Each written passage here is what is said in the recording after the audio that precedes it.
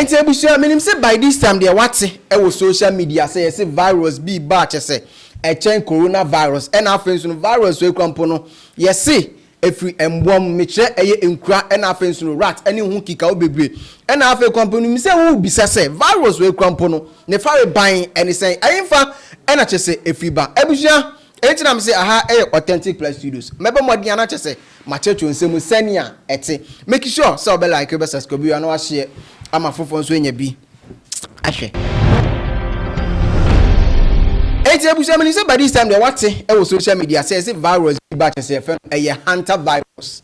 Now this HantaVirus we kwampo no according to source no ye see efri mbom na enye mboa bia keke eye rat me kire mouse and afenso no enoma any guinea pigs ne wonki kan bebre na ebusia menim say wo bisa say HantaVirus emfa na fi buy now HantaVirus no in fact it was discovered and asebia identified in humans in the early years of 1950s embrace say Korean war no ekoso na ebusia na ma this particular story more interesting and say in fact this particular virus the name HantaVirus na nkasa kwampo no anase Hanta no was discovered in the river bi achese fe no Hanta River e was South Korea na ne yete ne say this particular river kwampo no e was history da honom na history achese da honom e kire say e ma achese Korea war no ekoso no so just for bi achese na nko omoko akoni bi in fact omoko yare ye e ma achese sa river no e honom e na achese history e si omuko wu ye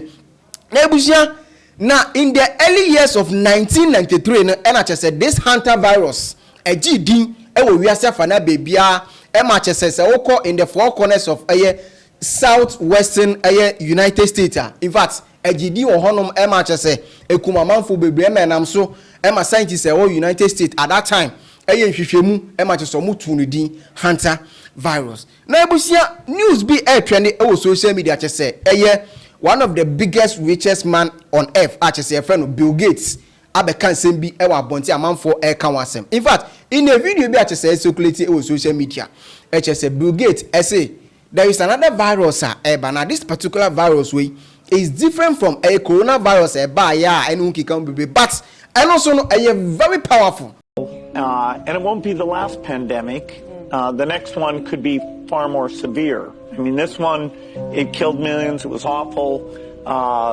We got the vaccine.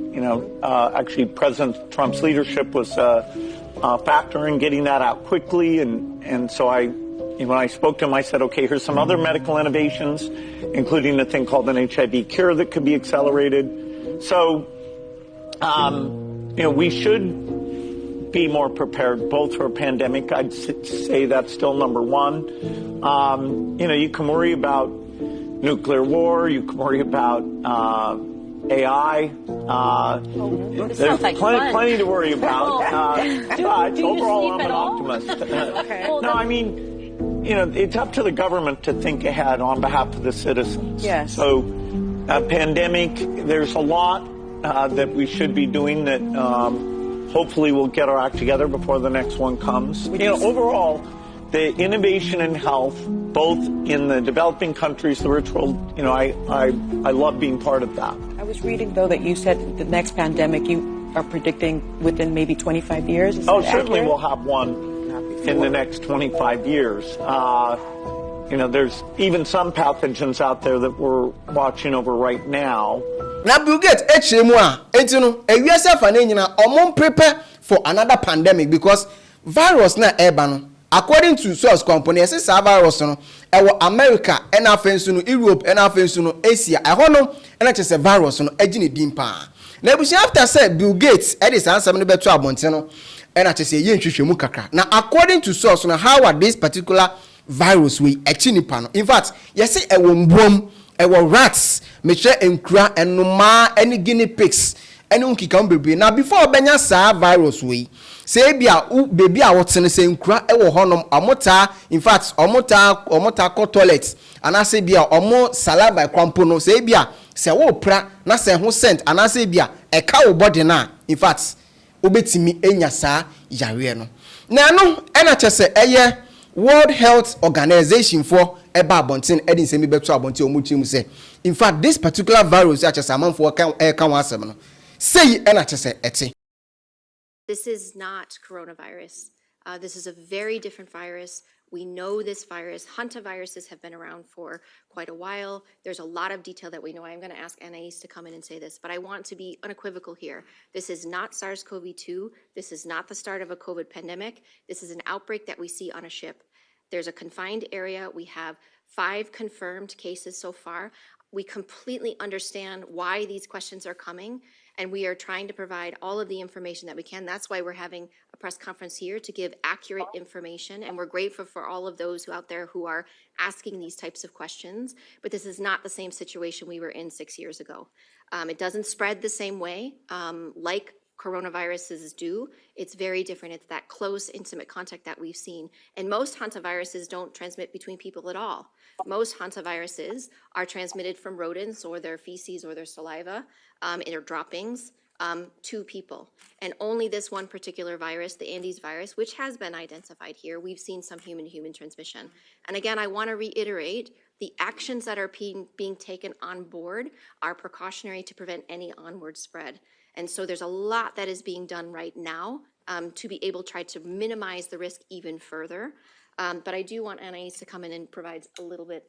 No? Okay. Oh, okay. Thank you. Now, according to one World Health Organization officer Bako Efeno, Maria Edin Semi Betua Bonti Ojimu say, yes, virus not just say it is true. Now this virus we anticipate coronavirus I just say ye nim no. But that virus we come no a very dangerous I just say echewa. In fact, already you know the person ekuma manfo bebre antivirus we come no say wo hwa enye nde na just virus we aba ya che. If coronavirus by component na sa virus we edaso abontia but na ensheda ngd anase bia ensheda enchiaman for to say coronavirus. Enti no mu chema say virus ni dey aba but they are going to do everything possible to make sure say virus no spread it and call out send coronavirus spread the name no say it means spread component kwa abontia.